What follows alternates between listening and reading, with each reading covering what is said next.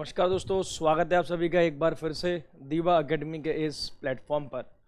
तो जैसे आप सभी को पता है कि आप सभी का एग्ज़ाम लगा हुआ है, बहुत अच्छी बात है। ईपीएफओ का एग्ज़ाम है 5 सितंबर को, यानी कि है कल। तो उसके बारे में ये छोटी सी एक ट्रिक है, एक ये solving the how to attempt EPFO paper. ऐसा नहीं है कि यही ट्रिक सब कुछ है या इसके अलावा कुछ नहीं है, सबका अपना अपना फॉर्मेट होता है। ये मेरा एक बेस्ट फॉर्मेट है एग्जामिनेशन को के हॉल में प्रेशर को हैंडल करना और कैसे हम, और मुझे लगता है यही सबसे अप्रोप्रिएट भी है। देखो, सबसे पहली बात होती है कि knowledge is not so much which is everything, यानी ज्ञान ही सब कुछ नहीं है कि आपने भाई नॉलेज लिया और आप एग्ज़ाम देने के लिए चले गए और आपका हो जाएगा। क्योंकि नॉलेज के बाद आप एडॉप्ट करते हैं सिलेक्शन प्रोसेस, मतलब इन 4 ऑप्शन में से कोई एक ठीक है, ठीक है, आप उस एक को करते हैं choose. But I totally believe in elimination process, ठीक है। मुझे लगता है कि maximum number of questions elimination से होते हैं, कि 4 ऑप्शन हैं, ऑप्शन नंबर ए, बी, सी और डी, और ये कोई क्वेश्चन है तो हम इसमें ये ऑप्ट करते हैं कि ये हो नहीं सकता, ये हो नहीं सकता, ये हो नहीं सकता, और जो आखिरी में जो रह गया ये आंसर है। That is called as the elimination process. इसी को हम लोग कहते हैं एलिमिनेशन प्रक्रिया, और हमें यूपीएससी जैसे एग्जाम में इसी को फॉलो करना होता है। Sorry guys. और एनालिसिस मस्ट है, आपको पहले क्वेश्चन को एनालिसिस करना होगा। जैसे कि आपको पता है कि यूपीएससी के ज़्यादातर जो क्वेश्चंस होते हैं वो एनालिटिकल होते हैं, बेस्ड होते हैं। ऐसा नहीं है कि अभी फैक्चुअल नहीं होंगे, लेकिन आपको हर क्वेश्चन, हर स्टेटमेंट पे एनालाइज करना पड़ता है। कई बार ये भी होता है कि आते हुए क्वेश्चन हमसे जल्दबाजी में हो जाते हैं गलत, और वो होता भी है कि एग्जाम में प्रेजेंस ऑफ माइंड या तो बहुत फास्ट काम करता है या फिर बहुत स्लो करता है।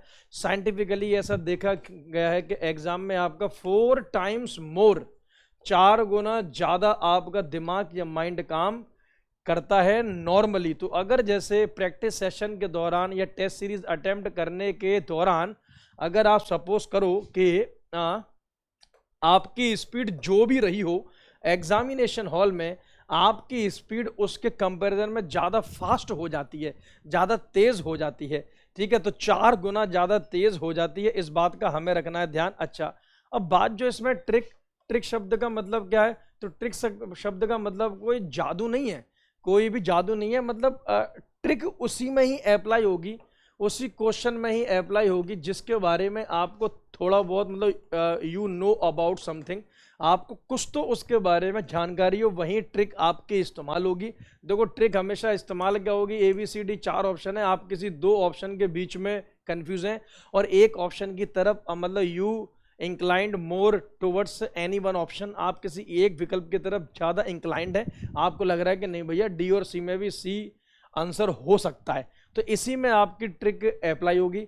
बाकी ये कि how to attempt a question paper, के क्वेश्चन पेपर को आपको कैसे अटेम्प्ट करना चाहिए। तो देखिए, मेरा मानना यह है कि फर्स्ट अटेम्प्ट में, जब तो फर्स्ट अटेम्प्ट का मतलब होता है कि जब आप क्वेश्चन पेपर आपके पास आया, टाइमिंग आपकी शुरुआत हुई और आप जैसे ही क्वेश्चन को रीड आउट करने लगते हैं तो क्या होता है, फर्स्ट रीडिंग बोलेंगे हम इसे, बल्कि फर्स्ट अटेम्प्ट के कंपैरिजन में फर्स्ट रीडिंग में ही आपसे कितने क्वेश्चन सॉल्व हो रहे हैं। तो आपने जैसे ही पेपर खोला तो जितनी फास्ट, जितनी स्पीड में आप उसे रीड आउट कर सकते हैं आप करिए, और पहले नज़र में ही जो आपको आते गए, जैसे इसका आंसर ए, इसका बी, इसका सी, इसका डी, इसका ए, तो पहले नज़र में जो आ गए वो आप लगाते हुए चल रहे हैं, ठीक है, लगाते हुए चल रहे हैं।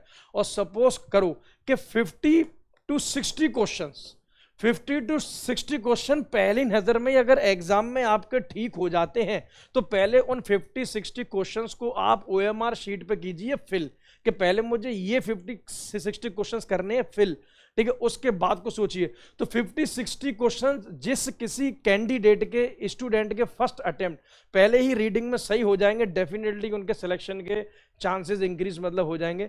सेकंड रीडिंग में फिर आप मतलब देखिए कौन से आपने क्वेश्चन छोड़ दिए हैं और उनमें से कौन कौन से क्वेश्चन आप मतलब सेकंड रीडिंग में जब आराम से जब आप रीड कर रहे हैं तो आप सॉल्व कर सकते हैं। तो करीबन 20 क्वेश्चन या 20 से 25 क्वेश्चन उसमें आपके आ जाएंगे, ठीक है। मतलब ये देखो, ये उनके लिए जो बच्चे सेलेक्ट होने के लिए मतलब जा रहे हैं, ठीक है, तो आप फिर उनका आंसर लगा दो। लास्ट में फिर आप मतलब देखो कौन कौन सा पोर्शन आपका रहेगा उसे आप करो अटेम्प्ट। अच्छा, मैथ और रीजनिंग को मैं आपको बोलूंगा सबसे लास्ट में अटेम्प्ट करें, सबसे आखिरी में रखें मैथ और रीजनिंग को, क्योंकि मैथ और रीजनिंग ज्यादा टाइम टेकन हो जाएगा।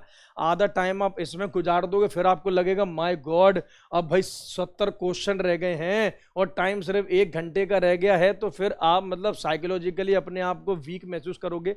तो ईपीएफओ या फिर यूपीएससी जैसे एग्जाम में मैथ और रीजनिंग को हमेशा हमें एंड में ही रखना चाहिए, ठीक। और कम से कम जो हमें अटेम्प्ट रखना चाहिए कि अगर आप सिलेक्शन को देख रहे हैं तो लगभग 90 प्लस क्वेश्चंस आपको अटेम्प्ट करने चाहिए, और इसमें से आपके लगभग 75 to 80 के बीच में आफ्टर नेगेटिव मार्किंग आपके बिल्कुल ठीक हो जाने चाहिए, ठीक है। तो ये कुछ अप्रोच हमें रखनी है। पहली रीडिंग बहुत ज्यादा इंपॉर्टेंट है, पहली रीडिंग बहुत ज्यादा महत्वपूर्ण है। पहली रीडिंग करने के बाद ही जो आपसे 40, 50 या 60 क्वेश्चन जो आपके बिल्कुल सही सॉल्व हुए हैं आप उनको पहले ही ओएमआर में लगा दो, फिर आप सॉल्व करो। सेकंड रीडिंग में सपोज करो कि आपको पहली रीडिंग में क्वेश्चन नंबर 1 आता था, 2 आता था, 3 आता था, लेकिन 4 नहीं आता था, आपने इसको छोड़ दिया, ठीक है। तो पहली रीडिंग में 5 आता था, 6 नहीं आता था, तो आपने सारे के सारे आंसर पहली रीडिंग वाले वो एक साथ सॉल्व करके लगाए। सेकंड रीडिंग में अप्रोच क्या होगी, अप्रोच होगी कि